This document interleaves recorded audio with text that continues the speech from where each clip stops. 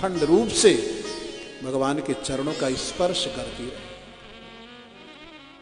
कहते हैं पूरे जीवन धर्म सत्कर्म का आचरण किया और बिल्कुल रूखे सूखे रह गए, भक्ति हृदय में प्रकट नहीं हुई, तो धर्म सत्कर्म श्रम मात्र ही हुआ। भगवान की भक्ति हमारे हृदय में प्रकट होती है, हमारे हृदय को सरस बना देती है, सरस बना देती है। भक्त जहां जाते हैं वहां वहां उन स्थानों को, उन व्यक्तियों को सरस बना देते हैं, उनके ऊपर रस की वर्षा करके उनको धन्य बना देते हैं। तो इस प्रकार धर्मस्य ह्यापवर्ग्यस्य, धर्म का आचरण करें अपवर्ग के लिए। अपवर्ग माने मोक्ष, मोक्ष के लिए, मोक्ष को प्राप्त करने के लिए धर्म का आचरण करें, भगवान को प्राप्त करने के लिए धर्म का आचरण करें। धर्म का आचरण धन को प्राप्त करने के लिए नहीं करना चाहिए। हमारा जो उद्देश्य हो वो बड़ा हो। धर्म किया धन पाया, फिर धर्म किया फिर धन पाया, फिर धर्म किया, उसी में उलझ करके रह गए। धर्म का आचरण करें परमात्मा तक पहुंचने के लिए, अनंत सुख अनंत आनंद को प्राप्त करने के लिए। कहते हैं वो जो परब्रह्म परमात्मा हैं तो एक, लेकिन उनके नाम अनेक हैं, उनके नाम अनेक हैं। वदन्ति तत्तत्त्वविदस् तत्त्वं यज् ज्ञानमद्वयम् ब्रह्मेति परमात्मेति भगवानिति शब्दयते। तत्वदर्शी महात्मा जन कहते हैं अद्वैत ज्ञान ही ब्रह्म तत्व है। ज्ञानी उसे ब्रह्म कहते हैं, भक्त उसे भगवान कहते हैं, कर्मयोगी उसे परमात्मा कहते हैं। तत्व एक है, चाहे ब्रह्म कह लें, चाहे भगवान कह लें, चाहे परमात्मा कह लें। जैसे एक सोना और उसके अनेक आभूषण बनाए जाते हैं। एक श्रीमान जी थे, उनके पास में गणेश जी की सोने की मूर्ति थी। गणेश जी की सोने की मूर्ति को ले जाकर के सोनार के यहाँ पहुंचे। कहने लगे इस मूर्ति का वजन करके इसकी कीमत बताओ। सोनार ने उसका वजन किया और वजन करके बताया इसकी कीमत है 60,000 रुपये। तो गणेश जी का वाहन चूहा, सोने का चूहा भी उनके पास था। कहने लगे इस चूहे का वजन करके बताओ। सोनार ने उसका चूहे का वजन किया और चूहे का वजन करके बताया ये भी 60,000 रुपये का है।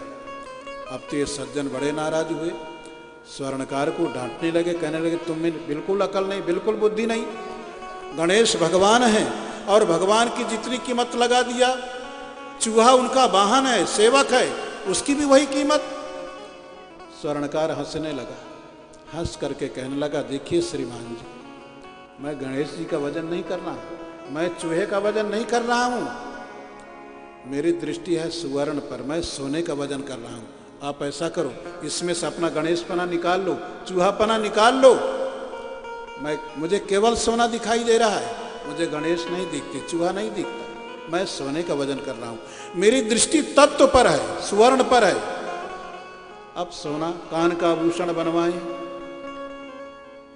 सोने का कान का आभूषण बनावें तो नाम कुछ, आकार कुछ, और उसी सोने का अगर नाक का आभूषण बनवाएं तो फिर उसका आकार बदल जाएगा, नाम भी बदल जाएगा। और उसी सोने का अगर गले का आभूषण बनवाएं तो फिर उसका नाम बदला, रूप बदला।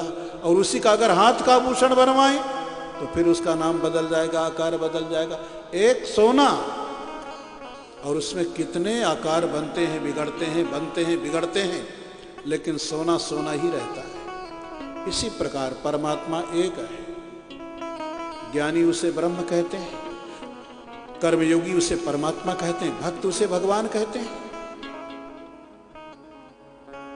सूत जी कहने लगे मन को एकाग्र करके अगर उन भगवान श्री हरि की कथा का हम आश्रय लें, उनकी कथा का श्रवण करें, तो भिद्यते हृदय ग्रंथि छिद्यन्ते सर्व संशया, हमारे हृदय में सत्य असत्य की जो गांठ पड़ी है उसका भेदन हो जाएगा, गांठ खुल जाएगी, सारे संशय नष्ट हो जाएंगे, उस परम तत्व परमात्मा का साक्षात्कार हो जाएगा। इस प्रकार संक्षेप में सूत जी ने शौनकादि ऋषियों के सामने भक्ति की महिमा का वर्णन किया।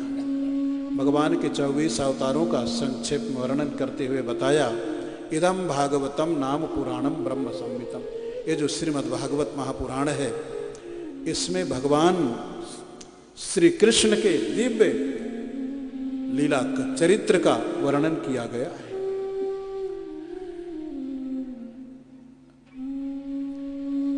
द्वापर युग में नारद जी के उपदेश करने पर भगवान व्यास ने श्रीमद् भागवत महापुराण की रचना की और अपने पुत्र सुखदेव को व्यास जी ने श्रीमद् भागवत महापुराण का अध्ययन करवाया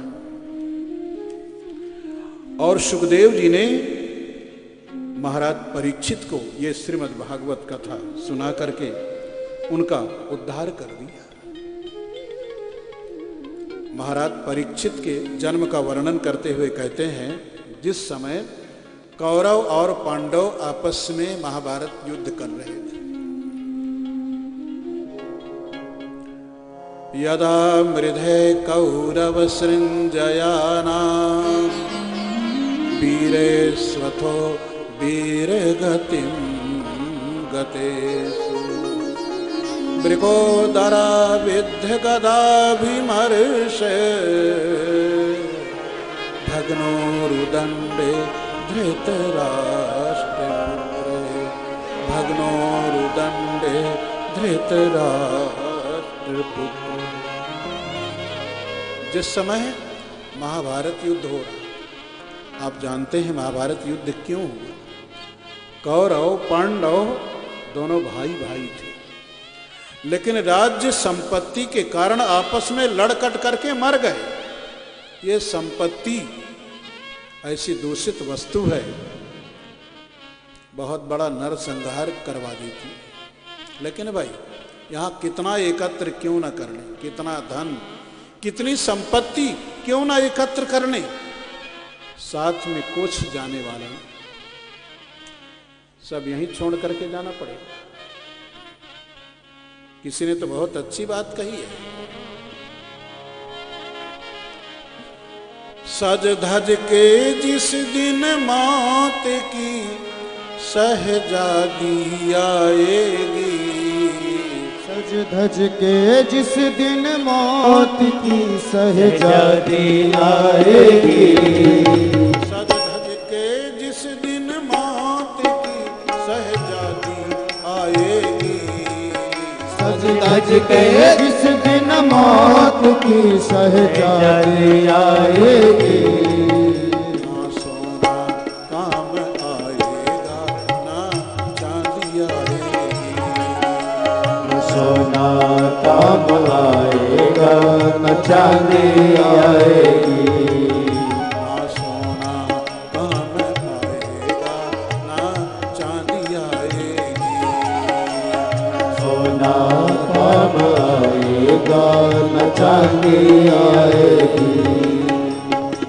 छोटा सा तू कितने बड़े अरमान है तेरे, छोटा सा तो कितने बड़े अरमान हैं तेरे, छोटा सा तू कितने बड़े अरमान है तेरे, छोटा सा तो कितने बड़े अरमान हैं तेरे, मिट्टी का तू सोने के सामान है तेरे, मिट्टी का तो सोने के सामान हैं तेरे, मिट्टी की काया मिट्टी में किस दिन मिल जाएगी, मिट्टी की काया मिट्टी में जिस दिन मिल जाएगी, जिस दिन मिल जाएगी। मिट्टी की काया मिट्टी में जिस दिन मिल जाएगी। ना सोना काम आएगा ना चांदी आएगी। न सोना काम आएगा न चांदी आएगी।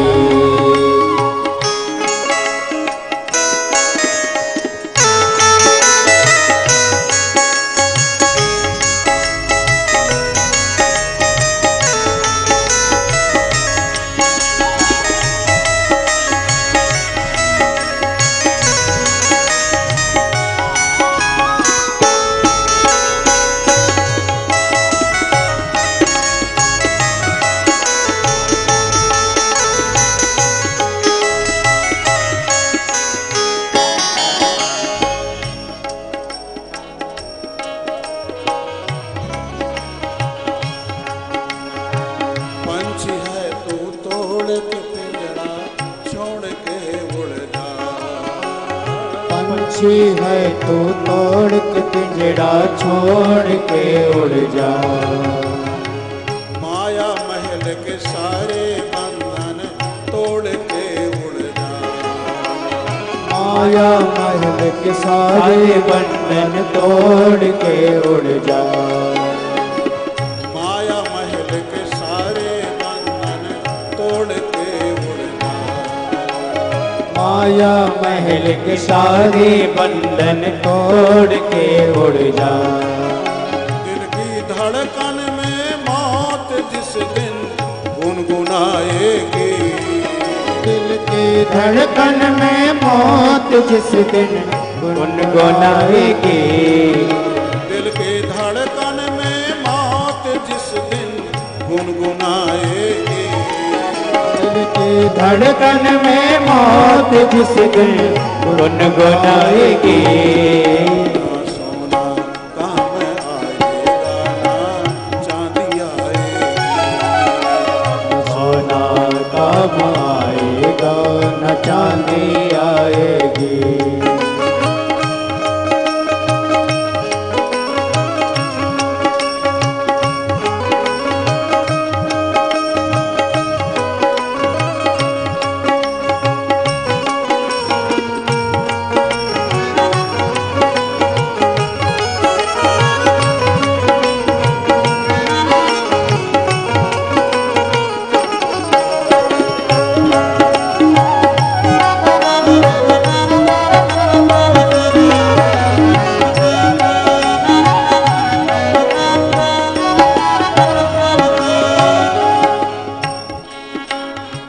कर्मों का प्रताप तूने पाया मानव तन।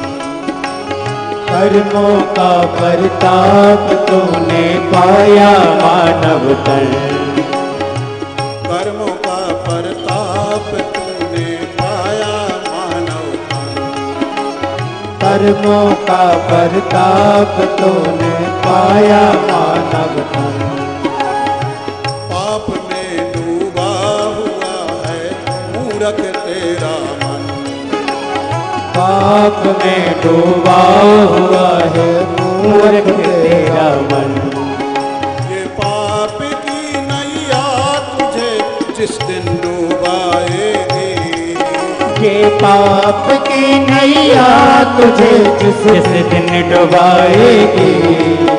ये पाप की नैया तुझे जिस दिन डूबाएगी। ये पाप की नैया तुझे जिस दिन डुबाएगी।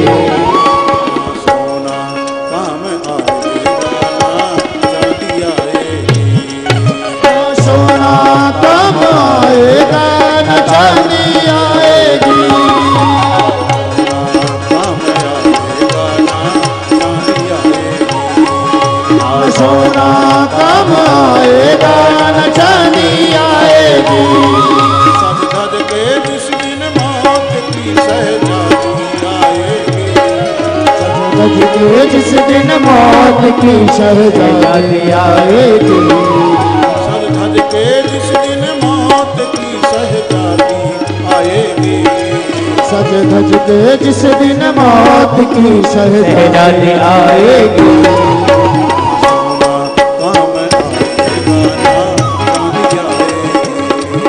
न सोना काम आएगा न चांदी आएगी।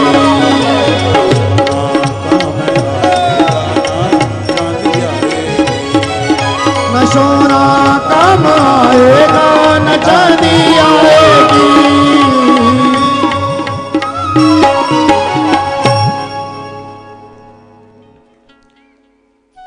सब कुछ यहीं पर छूट जाता है। अगर साथ में जाती है कोई वस्तु तो केवल धर्म सत्कर्म हमारा पुण्य। कौरव पांडव भाई भाई थे, लेकिन राज्य संपत्ति के कारण आपस में लड़ कट करके मर गए। बड़ा प्रयास किया गया महाभारत युद्ध ना हो। धर्मराज युधिष्ठिर नहीं चाहते कौरव पांडव आपस में युद्ध करें। द्वारकाधीश भगवान श्री कृष्ण को शांति दूत बना करके राजा धृतराष्ट्र को संदेश भेजा धर्मराज युधिष्ठिर ने। भगवान द्वारकाधीश राजा धृतराष्ट्र के यहाँ गए, धर्मराज युधिष्ठिर का संदेश सुनाते हुए कहने लगे, देखिए महाराज, धर्मराज युधिष्ठिर का कहना है आप उनको केवल 5 गांव का राज्य दे दो, बस बाकी पूरा राज्य अपने पास में रखो। 5 गांव के राज्य को पा करके वो पूरा जीवन अपना निर्वाह कर लेंगे, लेकिन युद्ध नहीं होना चाहिए, क्योंकि युद्ध का परिणाम कोई अच्छा नहीं होता। अगर महाभारत युद्ध हुआ तो कितना बड़ा नरसंहार होगा, कितनी स्त्रियों की मांग का सिंदूर समाप्त हो जाएगा, कितनी स्त्रियां विधवा बन जाएंगी, कितने छोटे छोटे बच्चे अनाथ हो जाएंगे, रक्त की नदियां प्रवाहित हो जाएंगी। युद्ध नहीं होना चाहिए, केवल 5 गांव का राज्य दे दो उन्हें बस। लेकिन दुर्योधन बोल पड़ा, ये नहीं हो सकता। सोच्यग्रम नैव दास्यामि बिना युद्धेन केशव, मैं पांडवों को बिना युद्ध के सुई के नोक बराबर भी जमीन देने को तैयार हूं। दुर्योधन बड़ा अहंकारी है, उसे लगता है मैं पांडवों को समूल नष्ट करके राज सिंहासन पर आसीन होकर के राजा बन करके राज्य का संचालन करूंगा, उसे बड़ा अहंकार है। महाभारत युद्ध अनिवार्य हुआ। दुर्योधन चल पड़ा द्वारकाधीश भगवान की द्वारका की तरफ सहायता की याचना करने के लिए। पहले राजे महाराजे आपस में युद्ध करते थे तो दूसरे राजाओं से सहायता की याचना कर लेते थे। जब दुर्योधन भगवान की द्वारका में गया, महल में प्रवेश किया, द्वारकाधीश भगवान पीतांबर ओढ़ करके सो रहे हैं। दुर्योधन बैठा, लेकिन कहाँ बैठा? किसी का बैठना देख करके, किसी का उठना देख करके, किसी का चलना फिरना देख करके, किसी की बोली भाषा सुन करके आप उसका परिचय प्राप्त कर सकते हो। परिचय देने की जरूरत नहीं। हमारी बोली भाषा, हमारा चलना फिरना उठना बैठना हमारा सारा परिचय दे देता है। साक्षात भगवान के पास दुर्योधन सहायता मांगने गया और भगवान सो रहे हैं। दुर्योधन कहाँ बैठा? भगवान के सिरहाने बैठा, सिर की तरफ बैठा। गया है याचना करने के लिए, अहंकार इतना, सिर की तरफ बैठा। उसी समय अर्जुन का भी आगमन हुआ। अर्जुन आए और अर्जुन कहाँ बैठे? अर्जुन भगवान के चरणों की तरफ बैठे। अर्जुन का अर्थ ही होता है ऋजुत्वात् अर्जुना, जो बहुत ऋजु हो यानी सरल हो उसको अर्जुन बोलते हैं। अर्जुन चरणों की तरफ बैठे। जैसे ही अर्जुन का बैठना हुआ, द्वारकाधीश भगवान ने पीतांबर को हटाया, उठ करके बैठे। अर्जुन पर भगवान की प्रथम दृष्टि पड़ी। दुर्योधन की तरफ भगवान की पीठ हो गई। अहंकारी व्यक्ति की तरफ भगवान की पीठ होती है, और जो सरल भक्त होते हैं उनकी तरफ भगवान का मुखारबिंद होता है। अर्जुन को देखा भगवान ने, कहने लगे अर्जुन कब आगमन हुआ? अर्जुन कुछ बोल पाते, पीछे बैठा हुआ दुर्योधन बोल पड़ा, महाराज मैं अर्जुन से पहले से आकर के बैठा हूं, मुझसे वार्तालाप करो पहले। भगवान ने कहा अच्छा आप भी पीछे बैठे हैं? ये पीछे बैठने की कौन सी जगह है? दुर्योधन ने कहा मैं पहले से आकर के बैठा हूं, पहले आपको मुझसे वार्तालाप करनी चाहिए। भगवान ने कहा आप आए होंगे पहले, लेकिन मैंने पहले अर्जुन को देखा, इसलिए मैं पहले अर्जुन से बात करूंगा। दुर्योधन ने कहा नहीं, आप अन्याय कर रहे हैं, आप अर्जुन से पूछ लीजिए कौन पहले आया। दुर्योधन को डर लग रहा है, मैं जो कुछ मांगने आया, अगर अर्जुन ने उस वस्तु को मांग लिया तो उसे डर लग रहा है, क्योंकि दुर्योधन में विश्वास नहीं है। और भगवान के प्रति जिसमें विश्वास नहीं होता उसमें धैर्य नहीं होता। आप सोचिए, अनंत काल से अनंत अनंत भक्त भगवान के सामने अनंत अनंत वस्तुओं की याचना करते जा रहे हैं, और भगवान अनंत काल से अनंत अनंत वस्तुएं भक्तों को देते जा रहे हैं, लेकिन भगवान का खजाना कभी खाली नहीं हुआ, कभी खाली नहीं हुआ। लेकिन दुर्योधन जैसों को विश्वास नहीं। अर्जुन कहने लगे भगवान आप पहले इनसे ही वार्तालाप कर लीजिए। भगवान ने कहा ठीक है, कहिए दुर्योधन मैं आपकी क्या सेवा कर सकता हूं। दुर्योधन कहने लगा कौरव पांडव आपस में युद्ध करने जा रहे हैं, मैं आपसे सहायता मांगने आया हूं, बताइए महाभारत युद्ध में आप हमारी क्या सहायता कर सकेंगे। द्वारकाधीश भगवान कहने लगे देखो दुर्योधन, एक तरफ मेरी 11 अक्षौणी सेना है और एक तरफ अकेला मैं, लेकिन मैं निहत्था रहूंगा। महाभारत युद्ध में मैंने प्रतिज्ञा कर ली है, जब तक महाभारत युद्ध होगा मैं किसी की तरफ से युद्ध नहीं करूंगा। युद्ध करने की बात छोड़ो, जब तक महाभारत युद्ध होगा अपने हाथ से अस्त्र शस्त्र का स्पर्श भी मैं नहीं करूंगा। चाहो तो मुझे निहत्थे को ले सकते हो, मैं परामर्श देता रहूंगा, मंत्रणा देता रहूंगा, और चाहो तो सेना को ले लो। दुर्योधन कहने लगा अगर आप महाभारत की युद्धस्थली में अस्त्र शस्त्र को न पकड़ने की कसम खा रखे हैं तो वहां पर आपको लेकर के क्या मैं आपकी पूजा करूंगा। मुझे आपकी बिल्कुल जरूरत नहीं, मुझे चाहिए सेना। भगवान ने कहा मैंने दिया। नारायणी सेना दुर्योधन को मिल गई। अर्जुन से पूछा तुमको क्या चाहिए। अर्जुन ने कहा मेरे प्रभु आप युद्ध करो कि ना करो, अपने हाथ में अस्त्र शस्त्र को पकड़ो या ना पकड़ो, मुझे केवल केवल आपकी आवश्यकता है, आपके अतिरिक्त मुझे दूसरा कुछ भी नहीं चाहिए। इसको बोलते हैं अनन्य वर्ण, केवल भगवान की आवश्यकता है। एक राजा विदेश गया, विदेश से राजा ने, उसकी बहुत सी रानियां थीं, अपनी रानियों को चिट्ठी लिख करके भेजा, जिसे जो वस्तु चाहिए लिख करके भेजे। तो उसकी बहुत सी रानियां, सबने अपनी अपनी पसंद की वस्तुएं कागज में लिख करके भेजा। एक ऐसी रानी थी जिसने कागज में एक का अंक एक की गिनती लिख करके भेजी। राजा विदेश से लौटा, प्रत्येक रानी के महल में उन वस्तुओं को पहुंचा दिया, भिजवा दिया। जिस रानी ने कागज में एक का अंक लिखा था उस रानी के महल में राजा स्वयं चल करके गए, और राजा उस रानी से कहने लगे एक का मतलब मेरी समझ में नहीं है, तुमको क्या चाहिए था। रानी ने कहा मुझे जो चाहिए था वो मुझे मिल गया, मुझे तो केवल आपकी आवश्यकता थी। आप आ गए मेरे पास, जिनको कुछ चाहिए था उनके महल में आपने उन वस्तुओं को भिजवा दिया। मुझे केवल आपकी आवश्यकता है, आपके अतिरिक्त कुछ भी नहीं चाहिए, केवल भगवान। अर्जुन ने कहा आपके अतिरिक्त मुझे कुछ भी नहीं चाहिए। माया का प्रेमी दुर्योधन, भगवान ने उसे माया दे दिया, सेना दे दिया।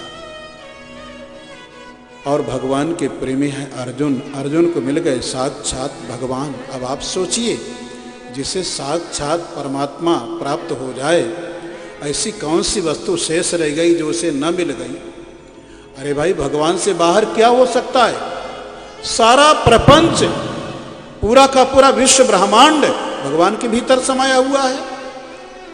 भगवान को पाया यानी सब कुछ पाया। महाभारत युद्ध प्रारंभ हुआ।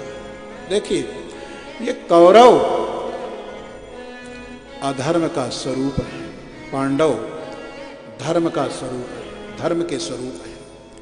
कौरव अधर्मी है, पांडव धर्मात्मा है। पांडव असत्यवादी हैं, कौरव सत्यवादी हैं। पांडव न्यायप्रिय हैं, कौरव अन्यायप्रिय हैं। पांडव पुण्यात्मा हैं, कौरव पापात्मा है।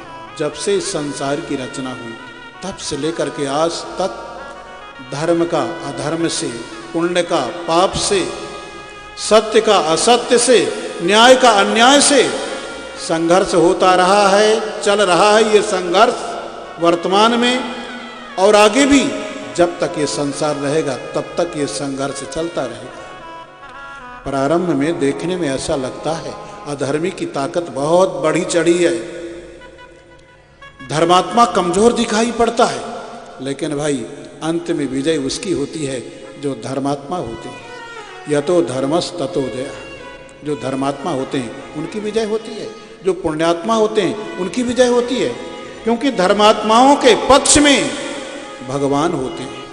यत्र योगेश्वरः कृष्णो यत्र पार्थो धनुर्धरः तत्र श्रीर्विजयो भूतिर्ध्रुवा नीतिर्मतिर्मम। महाभारत युद्ध प्रारंभ हुआ। कौरवों के पास बहुत बड़ी सेना है, बड़े बड़े महारथी वीर कौरवों के पक्ष में है। पांडवों के पास बहुत छोटी सी सेना है, लेकिन कौरवों की बहुत बड़ी सेना का संहार हुआ, बड़े बड़े महारथी वीर मारे गए। यहां तक दुर्योधन के 99 भाई मारे गए, अकेला दुर्योधन बचा। सोचने लगा अब तो मेरा ही नंबर है। दुर्योधन भाग खड़ा हुआ, कुसुम सरोवर में छिप करके जाकर के बैठा।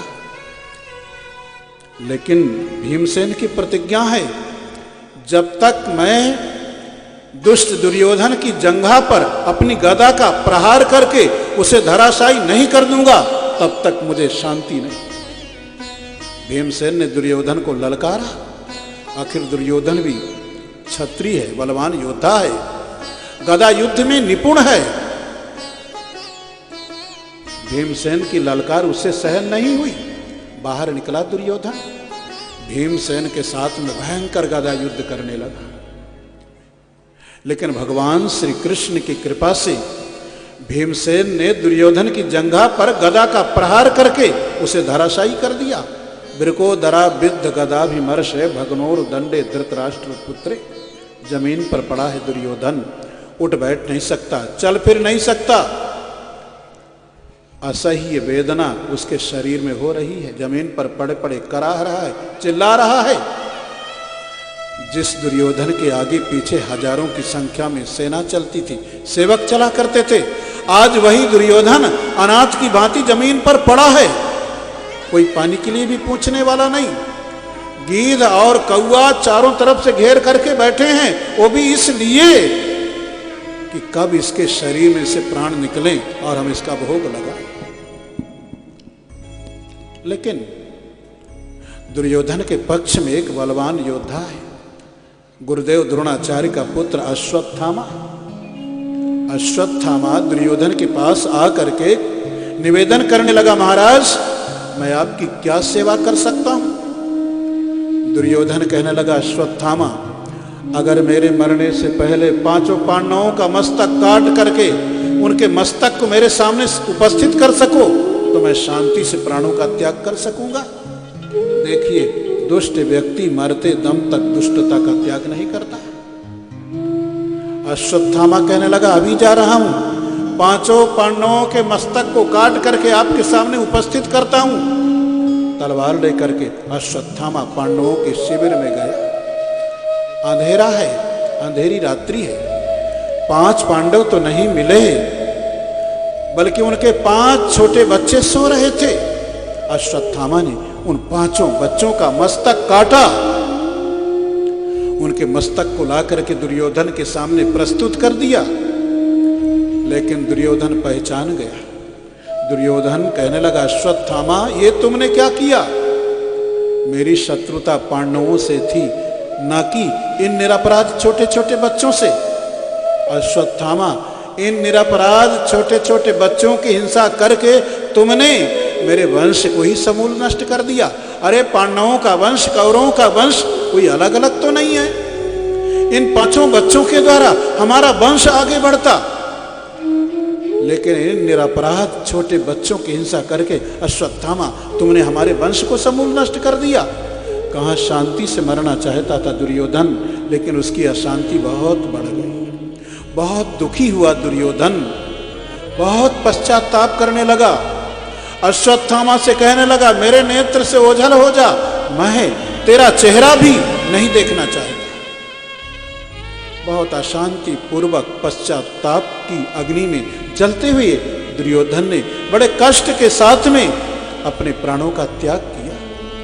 उधर द्रौपदी ने देखा किसी ने उसके 5 पुत्रों की हिंसा कर दी। अब तो द्रौपदी करुण क्रंदन करने लगी।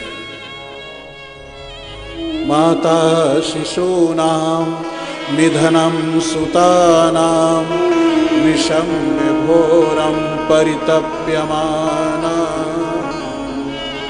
तदा रुदद बाष्पकला कुलाक्षी तां सान्त्वयन्नाः किरीटमानि तां सान्त्वयन्नाः किरीटमानि। द्रौपदी ने देखा किसी ने मेरे 5 बच्चों की हिंसा कर दी।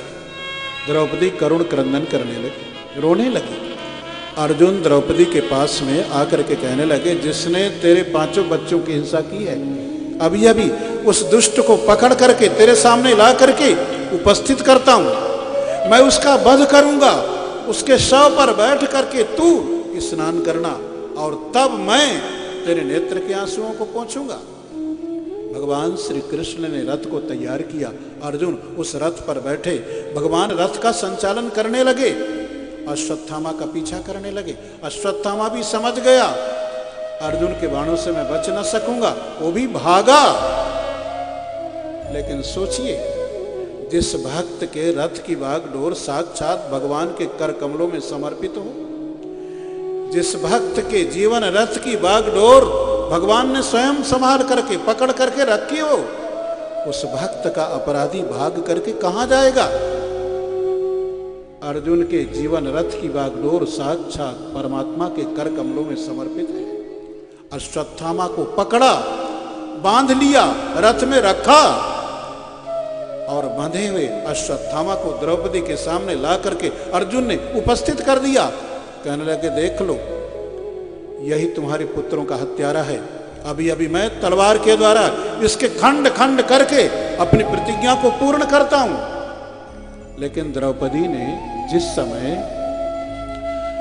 जमीन पर बंध करके पड़े हुए गुरुदेव द्रोणाचार्य के पुत्र अश्वत्थामा को देखा। वाम स्वभावा कृपया ननाम सा। द्रौपदी ने अपने दोनों हाथों को जोड़ करके अपने मस्तक को झुका करके अश्वत्थामा के चरणों में प्रणाम किया। देखिए कितना बड़ा शिष्टाचार। 5 पुत्रों का हत्यारा अश्वत्थामा बंद करके जमीन पर पड़ा है और द्रौपदी जिसके 5 बेटे मारे गए और मारने वाला अश्वत्थामा बंद करके पड़ा है, उसकी चरण वंदना कर रही है। अद्भुत है। खोज डालिए विश्व के इतिहास में ऐसा प्रसंग नहीं मिलेगा। श्रीमद्भागवत के प्रारंभ में ये 2-3 ऐसे नारी पात्र हैं कि विश्व के इतिहास में बड़े बड़े महापुरुष इनकी समानता नहीं कर सकते हैं। प्रथम नारी पात्र है द्रौपदी, जिसकी कथा सुन रहे हैं।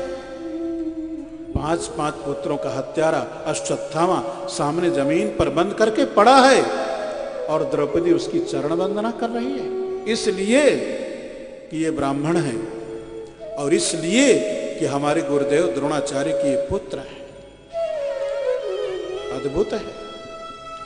द्रौपदी का हृदय ईर्ष्या द्वेष से कितना शून्य है।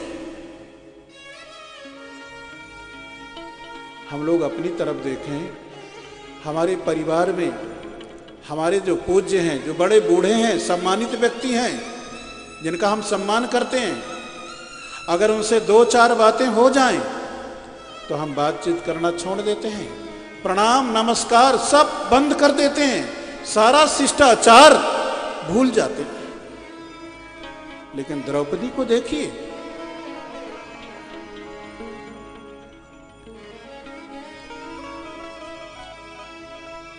अद्भुत है। द्रौपदी का हृदय कितना विशाल है। तभी तो द्रौपदी की एक करुण पुकार पर द्वारकाधीश भगवान नंगे चरणों से दौड़े चले आते हैं। आप समझ सकते हैं, एक माँ के लिए उसके पुत्र की मृत्यु से बढ़कर के दूसरा दुख क्या हो सकता है। 5 पुत्रों का हत्यारा अश्वत्थामा सामने पड़ा है, लेकिन द्रौपदी उसकी चरण वंदना कर रही। और यही नहीं, अर्जुन से कहती है मुच्यताम ऐसे ब्राह्मणों नितराम गुरु। जिनको आपने बांध करके जमीन पर डाल रखा है, जानते हैं ये कौन है? आपके गुरुदेव द्रोणाचार्य के पुत्र अश्वत्थामा हैं। गुरु का जैसे सम्मान किया जाता है, वैसे ही गुरु पुत्र का भी सम्मान होना चाहिए। इनको बंधन से मुक्त कर दीजिए। ये अपमान के लायक नहीं, अनादर के लायक नहीं। इनका सम्मान करना चाहिए, इनकी अर्चना करनी चाहिए, इनकी वंदना करनी चाहिए, इनकी पूजा करनी चाहिए। मुच्यताम ऐसे ब्राह्मणों नितराम गुरु। द्रौपदी कहने लगी, जिन गुरुदेव द्रोणाचार्य ने आपको अस्त्र शस्त्र की संपूर्ण विद्याएं प्रदान की, उन्हीं गुरुदेव द्रोणाचार्य के पुत्र यह अश्वत्थामा है। शास्त्र कहते हैं आत्मा वही जायते पुत्र, पिता की आत्मा ही पुत्र के रूप में आती है। पिता की आत्मा ही पुत्र बन करके आती है। अगर ये शास्त्र की वाणी सत्य है तो सयेष भगवान द्रोणः प्रजा रूपेण वर्तते। आपकी गुरुदेव द्रोणाचार्य अपने पुत्र अश्वत्थामा के रूप में जमीन पर बंद करके पड़े हैं। इनको बंधन से मुक्त कर दीजिए, बंधन से मुक्त कर दीजिए। मारोदी 10 जननी गौतमी पति देवता। अगर आप इनको मार देंगे तो इनकी मां गौतमी इनके लिए कितना रोएगी, और तप नहीं कर पाते। भगवान श्री हरि उनके ऊपर प्रसन्न होते।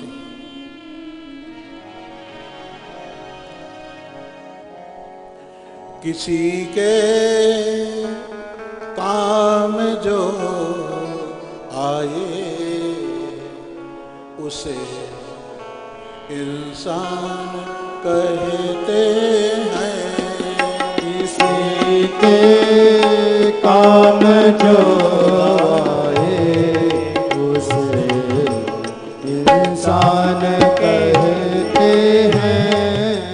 किसी के काम जो आए उसे इंसान कहते हैं। किसी के काम जो आए उसे इंसान कहते हैं। पराया दर्द अपनाए उसे इंसान कहते हैं। पराया दर्द अपनाए उसे इंसान कहते हैं। ये जीवन एक उलझन है, कहीं धोखा कहीं ठोकर। ये जीवन एक उलझन है, कहीं धोखा कहीं ठोकर। कोई हंस हंस कर जीता है, कोई जीता है रो रो कर। कोई हंस हंस के जीता है, कोई जीता है रो रो कर। मुश्किल में न घबराए, इंसान कहते हैं। जो मुश्किल में न घबराए, उसे इंसान कहते हैं। पराया दर्द अपनाए, उसे इंसान कहते हैं। पराया दर्द अपनाए, उसे इंसान कहते हैं। कभी धनवान है इतना, कभी इंसान निर्धन है। कभी धनवान है इतना, कभी इंसान निर्धन है। कभी सुख है कभी दुख है, इसी का नाम जीवन है। कभी सुख है कभी दुख है, इसी का नाम जीवन है। जो गिर कर ही संभल जाए, उसे इंसान कहते हैं। कर भी संभल जाए, उसे इंसान कहते हैं। पराया दर्द अपनाए, उसे इंसान कहते हैं।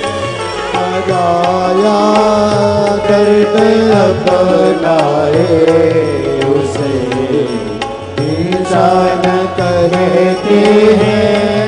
किसी के काम जो आए, उसे इंसान कहते हैं। जो आए, उसे इंसान कहते हैं। द्रौपदी का सिद्धांत है, अपने ही दुख में नहीं भटक जाना चाहिए। दूसरों के दुख पर जो ध्यान रखते हैं, भगवान उनके ऊपर प्रसन्न होते हैं। द्रौपदी ने कहा इनको छोड़ दीजिए। अर्जुन ने कहा नहीं नहीं, मेरी प्रतिज्ञा है, मैं इसका वध करूंगा। द्रौपदी कहने लगी शास्त्र में लिखा है ब्रह्म बंधुर न हंतव्य, ब्राह्मण का वध नहीं करना चाहिए। अर्जुन कहने लगे शास्त्र मैंने भी पढ़े हैं, शास्त्र में लिखा है आतताई वधारहण, आतताई को मार देना पुण्य है, छोड़ देना पाप है। छोटे बच्चों की हिंसा करने वाले, किसी के घर में आग लगाने वाले, किसी को विष खिला करके मारने वाले, ये आतताई कहलाते हैं। आतताई को मार देना पुण्य है, छोड़ देना पाप है। बड़ा धर्म संकट उपस्थित हुआ। अश्वत्थामा संजोग से ब्राह्मण भी है और छोटे बच्चों की हिंसा करने के कारण आतताई भी है।